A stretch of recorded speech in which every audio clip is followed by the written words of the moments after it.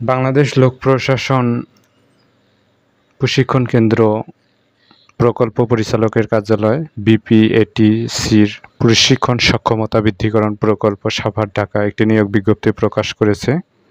উক্ত নিয়োগ বিজ্ঞপ্তিতে 2টি পোস্ট রয়েছে, সহকারী প্রকৌশলী ইলেকট্রিক এবং 2 নম্বর পোস্ট হচ্ছে কম্পিউটার মুদ্রাক্ষরিক। পদের সংখ্যা 1টি এবং কম্পিউটার মুদ্রাক্ষরিকে 3টি। গ্রেড এবং বেতন দেখছেন গ্রেড 9 আর হচ্ছে কম্পিউটার মুদ্রাক্ষরিকের গ্রেড হচ্ছে 16।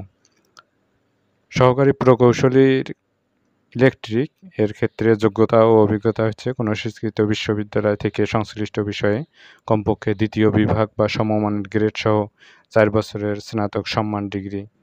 সংশ্লিষ্ট ক্ষেত্রে কমপক্ষে 2 বছরের অভিজ্ঞতা থাকতে হবে, অভিজ্ঞতা চাওয়া হয়েছে। আর কম্পিউটার মুদ্রাক্ষরিকের ক্ষেত্রে পদের সংখ্যা 3 জন, গ্রেড হচ্ছে 16 এবং যোগ্যতা ও অভিজ্ঞতার কথা বলা হয়েছে যেটি স্বীকৃত বোর্ড হইতে উচ্চ মাধ্যমিক এইচএসসি বা সমমানের পরীক্ষায় উত্তীর্ণ হতে হবে।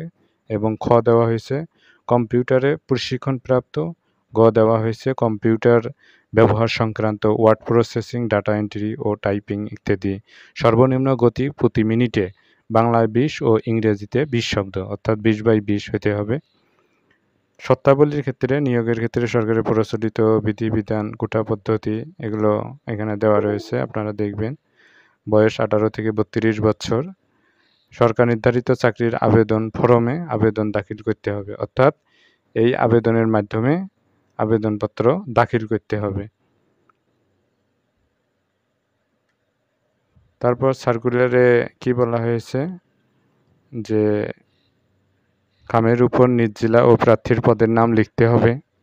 সঠিকভাবে এখানে শর্তাবলী দেওয়া রয়েছে, আপনারা দেখবেন। আবেদনপত্র এটা হচ্ছে আগামী 23/9/2025 তারিখে অফিস চলাকালীন সময়ের মধ্যে অথবা ডাক বিভাগ যোগে অথবা কুরিয়ার সার্ভিস যোগে অথবা সরাসরি প্রকল্প পরিচালক বিপিএটিসির প্রশিক্ষণ সক্ষমতা বৃদ্ধিকরণ প্রকল্প বাংলাদেশ লোক প্রশাসন প্রশিক্ষণ কেন্দ্র বিপিএটিসি সাভার ঢাকা 1340 এই ঠিকানায় পৌঁছাতে হবে।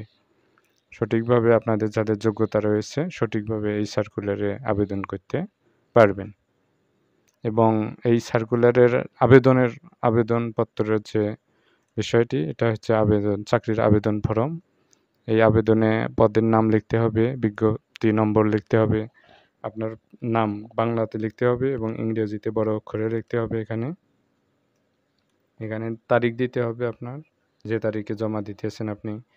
আপনার এনআইডি নম্বর দিতে হবে, জন্ম নিবন্ধন নম্বর দিতে হবে, যে কোনো একটি দুটির মধ্যে।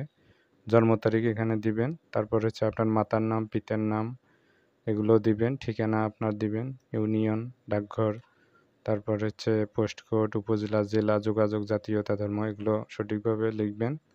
ইমেইল যদি থাকে এখানে দিবেন, পেশা দিবেন আপনার। এবং অনেকটা সিভির মতোই আর কি এই আবেদনপত্র। আপনার এসএসসি, জিএসসি অথবা এইচএসসি, অনার্স, মাস্টার্স এগুলো এখানে উল্লেখ করবেন। বিষয়, শিক্ষা প্রতিষ্ঠান, পার্সেন্ট, সন এবং কি পয়েন্ট পেয়েছেন সেগুলো এখানে উল্লেখ করতে হবে। যোগ্যতা, অভিজ্ঞতা এখানে যেগুলো আছে আপনার সেগুলো দিবেন।